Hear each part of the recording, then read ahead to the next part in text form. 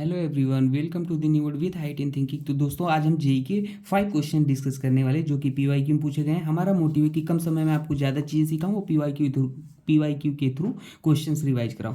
5 questions का मतलब 5 ही नहीं, बहुत सारे क्वेश्चन हम प्रैक्टिस कराए हैं, लेकिन ये 5 क्वेश्चन इसलिए क्योंकि आप बोर ना हो और ज़्यादा चीज़ें सीख सको। तो ये सारे क्वेश्चन हमने जेई की प्ले लिस्ट में करा रखे हैं, ठीक है। जेई 5 क्वेश्चन करके प्ले लिस्ट है, आप वहाँ पर देखना, मैंने लिंक डिस्क्रिप्शन में दिया हुआ है।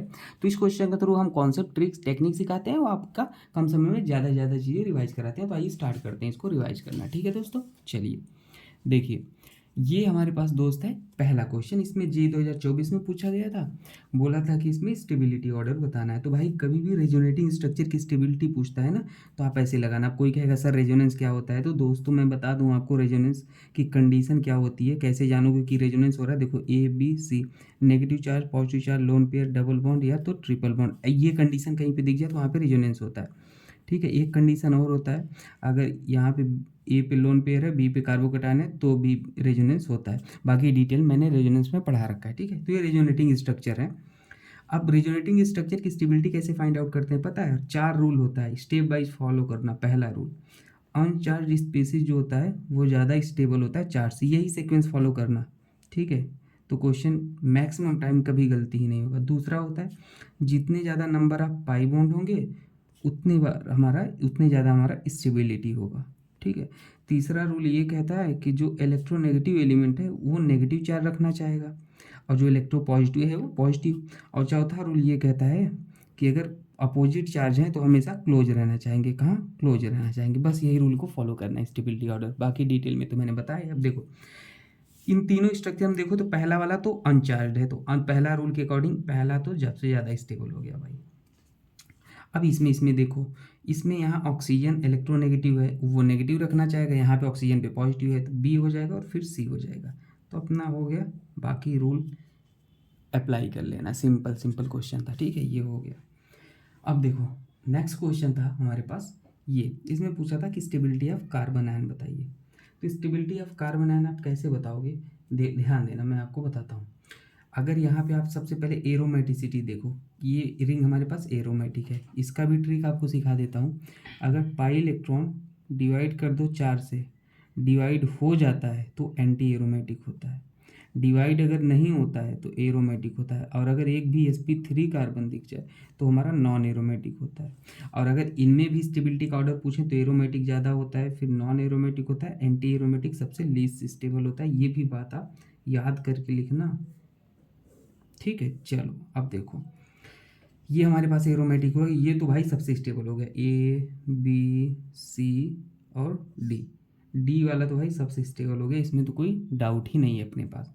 अब अगर बात करें बाकी सब में, तो बाकी सब में भाई ये देखो एंटी एरोमेटिक है। दूसरा वाला दिख रहा है, ये 2 नेगेटिव चार्ज मतलब 2 इलेक्ट्रॉन भाई, नेगेटिव मतलब 2 इलेक्ट्रॉन, तो 2 और ये पाई इलेक्ट्रॉन है, 2 4 डिवाइड बाई 4 करोगे, डिवाइड हो गया तो एंटी एरोमेटिक। तो हमारे पास ये सबसे लास्ट है। बाकी ट्रिक और ट्रिप्स के प्लेलिस्ट में डिटेल में एरोमेटिसिटी का पूरा प्रॉपर हर वैरायटी की प्रॉब्लम है, ठीक है। ये हमारा हो गया। उसके बाद अब आप इसमें डिसाइड करोगे, तो इसमें भाई कैसे डिसाइड करोगे, ध्यान देना। सी वाला जो होता है ना, यहाँ पे सी वाला हमारे पास थोड़ा सा ज़्यादा हो जाएगा, ड्यू टू यहाँ पे एंगल स्ट्रेन वगैरह का कॉन्सेप्ट आता है। तो कभी 4 मेंबर और 5 मेंबर रिंग है ना, तो वहाँ पे परसेंटेज एज करेक्टर C5 वाले में ज़्यादा हो जाता है, तो यहाँ पे सी हो जाएगा और फिर हमारे पास बी हो जाएगा, ये याद रख लेना, ठीक है। तो ये कॉन्सेप्ट आपको याद होना चाहिए। चलिए आगे देखते हैं, ठीक है। एंगल स्ट्रेन मतलब दोस्तों ऐसे समझो कि जो स्मॉल रिंग होती है उसमें ज़्यादा एंगल स्ट्रेन होता है तो वो कम स्टेबल होता है। ये इसमें थोड़ा सा एंगल ये देख रहे हो ना, थोड़ा सा 120 हो रहा है, इसमें 90 डिग्री हो रहा है, तो ये इसमें एंगल स्ट्रेन थोड़ा रिलीज हो रहा है, तो इसलिए ज़्यादा स्टेबल है, ऐसे समझो। चलो ये वाला देख लो, इसमें बोला था कि मोस्ट स्टेबल कार्बोकैटायन, दिख रहा है आपको, मोस्ट स्टेबल कार्बोकैटायन। तो वही कार्बोकैटायन की स्टेबिलिटी सबसे पहले क्या देखोगे, कार्बोकैटायन जो स्टेबिलिटी होता है वो directly proportional to resonance plus R plus H plus I, ठीक है। और अगर इसमें देखोगे तो रेजोनेंस हाइपर कंजुगेशन इंडक्टिव, ये होता है ऑर्डर, कौन सबसे ज़्यादा बलवान होता है। तो देख लो भाई, अब रेजोनेंस तो सब में दिख रहा है, ये भी रेजोनेंस कर रहा है, ये भी रेजोनेंस कर रहा है, और यहाँ पर ये भी रेजोनेंस कर रहा है, यहाँ पर ये भी रेजोनेंस कर रहा है।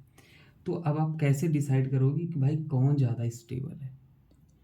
तो इसमें थोड़ा सा अच्छा क्वेश्चन है, ऐसे समझो यहाँ पे अगर आप देख पा रहे हो तो ये sp2 है, sp2 कार्बन के बगल अगर sp3 कार्बन है और उससे हाइड्रोजन जुड़ा है तो इसको अल्फा हाइड्रोजन बोलते हैं और वहाँ पे हाइपर कंजुगेशन होता है।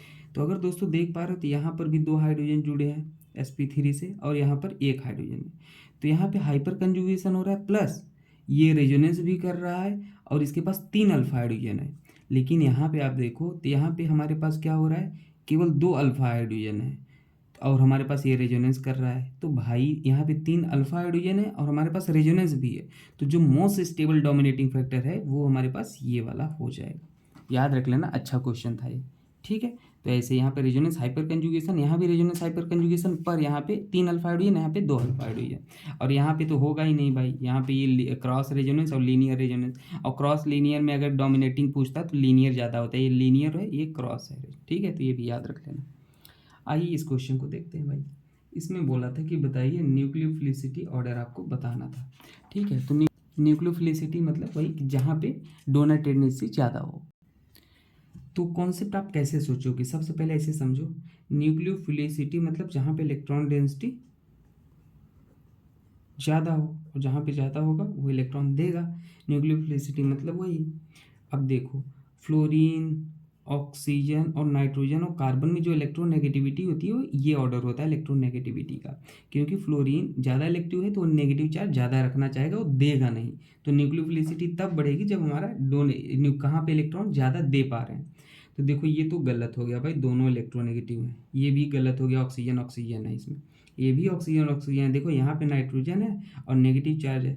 ठीक है, तो भाई यहाँ पे नाइट्रोजन थोड़ा कम इलेक्ट्रोनेगेटिव है और नेगेटिव चार्ज भी आ गया है, ऊपर इलेक्ट्रॉन ज़्यादा आ गए हैं, तो हमारे पास जो न्यूक्लियोफिलिसिटी ऑर्डर हो जाएगा ये सही हो जाएगा। ठीक है, अब ये वाला क्वेश्चन देख लो भाई।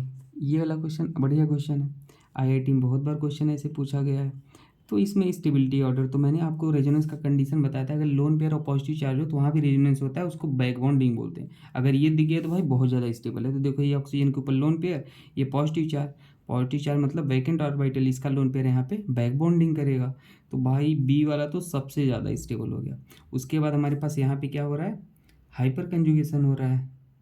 देख रहे हो ना, ये sp2 कार्बन, इसके बगल sp3 और 4 अल्फा हाइड्रोजन, 2 इधर 2 इधर। यहाँ पे माइनस आई इफेक्ट लगा रहा है ये।